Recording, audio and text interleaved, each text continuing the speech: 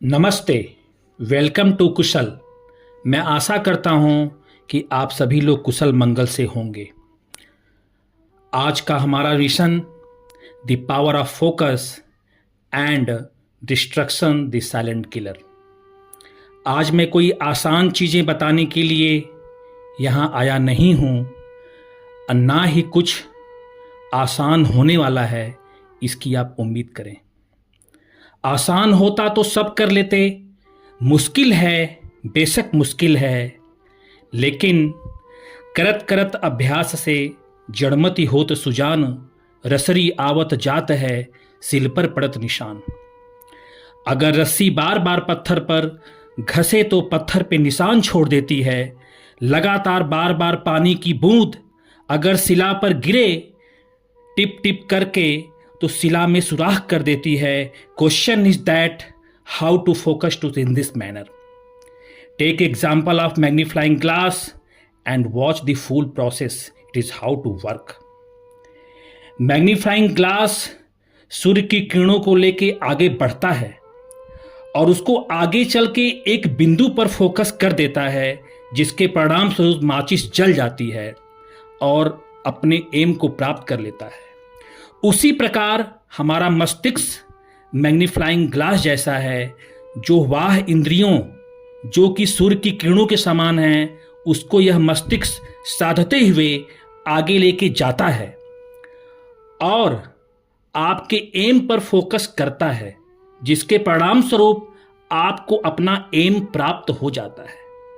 इसलिए हमें फोकस होने के लिए अपनी वाह इंद्रियां जैसे आंख, कान, नाक, मुंह और स्पर्श को साधना बहुत जरूरी है। तभी आपको अपना लक्ष्य मिल सकता है, क्योंकि अपने फेस को लक्ष्य पर कसना ही फोकस है, जो नित्य अभ्यास के द्वारा हासिल होगा। इसको मैं आपको एक एग्जाम्पल से बताता हूं। एक दिन स्वामी विवेकानंद जी अपनी यात्रा के दौरान एक आश्रम में ठहरे हुए थे और उनका ध्यान एक युवा विद्यार्थी पर पड़ा। युवा विद्यार्थी काफी दिनों से एक संस्कृत श्लोक का पोस्टर बनाने का प्रयास कर रहा था, लेकिन बार बार गलती होने के कारण उसको अपने सारे काम दोबारा करने शुरू करने पड़ रहे थे।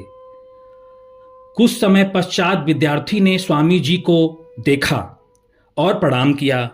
समस्या बताते हुए कहा, स्वामी जी, हम इस नए श्लोक को दूसरे पेज पे कॉपी करने का प्रयास कर रहा हूं, लेकिन हर बार कोई न कोई गलती हो जा रही है, जिसके कारण हमें बार बार नए सिरे से शुरू करना पड़ रहा है। तो स्वामी जी ने कहा, केवल फोकस की कमी के कारण ऐसा होता है। एक साधारण इंसान 90% तक मानसिक ऊर्जा का व्यय कर देता है, इसलिए लगातार गलती करता रहता है। वहीं सधा हुआ मन गलती नहीं करता। किसी ने ठीक कहा है, trained mind never make a mistake. Swami ji ने कहा, आप लिखते समय जरूर किसी व्यक्ति या घटना के बारे में सोच रहे हो। युवा विद्यार्थी ने कहा, स्वामी जी, आज छुट्टी है, सारे बच्चे बाहर खेल रहे हैं, इसीलिए मेरा ध्यान फोकस नहीं हो पा रहा है। चूंकि इस काम को करना जरूरी है, इसलिए मैं कर रहा हूं। तो युवा सन्यासी ने पूछा, अगर मन कहीं और जाए तो काम में फोकस कैसे बढ़ाते हैं? तो स्वामी जी ने प्रैक्टिकल तरीका बताया। स्टेप 1, सबसे पहले गहरी सांस लो और गहरी सांस छोड़ो। मन को काम और खेल दोनों से हटाकर सांस पर फोकस करो। स्टेप 2, सभी इंद्रियों को एक काम में जोड़ो।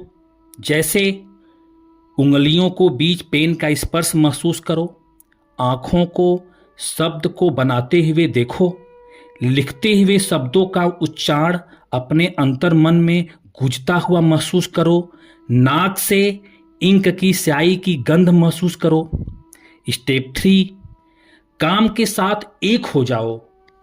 इंद्रियों को काम से जोड़ने से तुम्हारा ध्यान इतना बढ़ जाएगा कि आप काम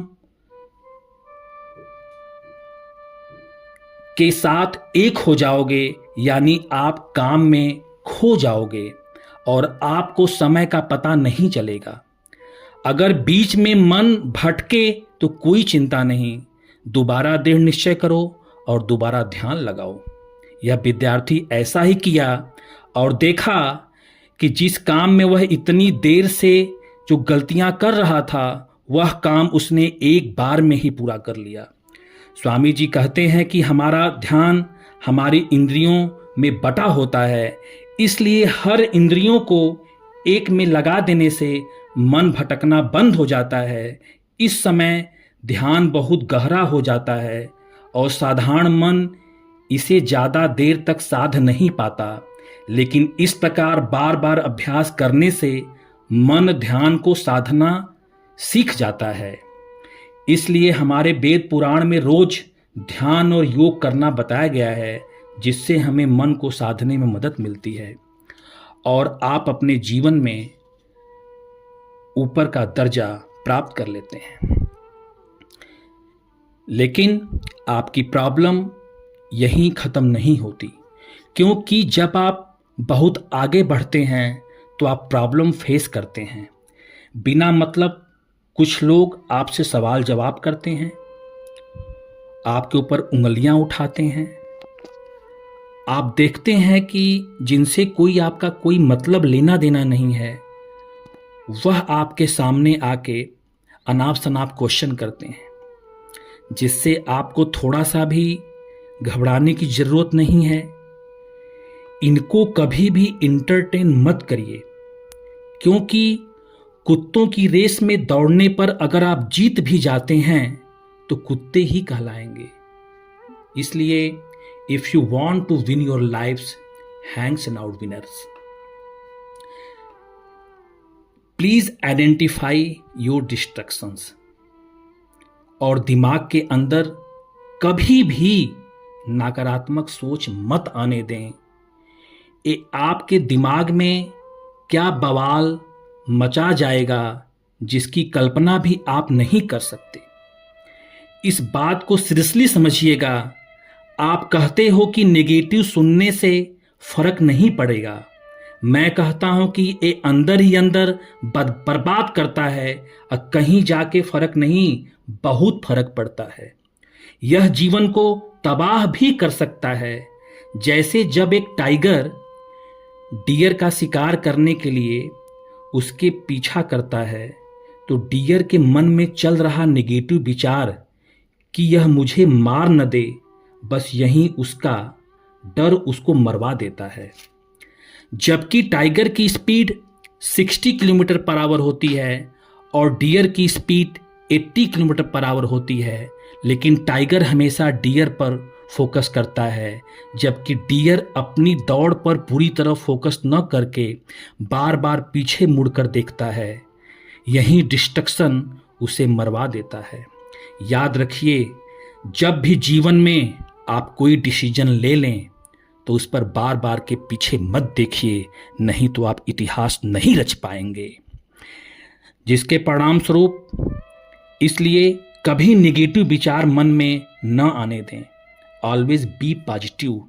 और याद रखिए कि एक ऐसी रात जिसकी कोई सुबह नहीं होगी, उसके बाद क्या कर पाएंगे।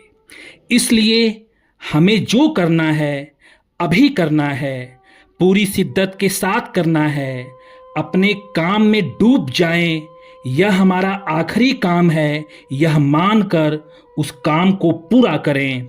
मैं समझता हूं मेरी बात आप तक पहुंच गई होगी। मिलते हैं अगले मिशन में। जय हिंद, जय भारत।